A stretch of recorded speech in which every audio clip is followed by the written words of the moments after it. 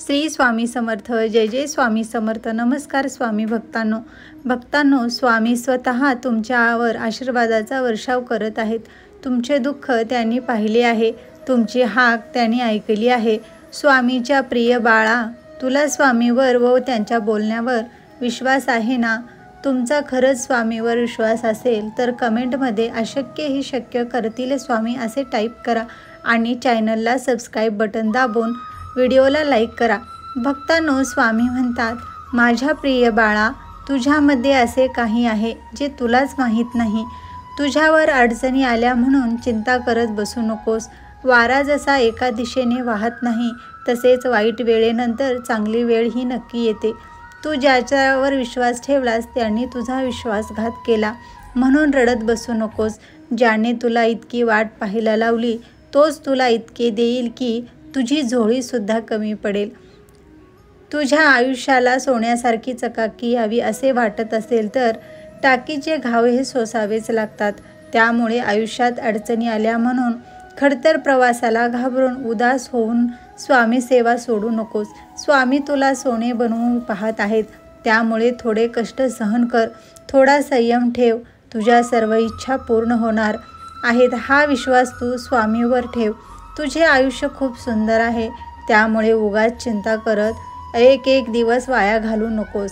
सर्व काही स्वामीवर सोपव, कारण स्वामी अशक्य गोष्टीही शक्य करतात.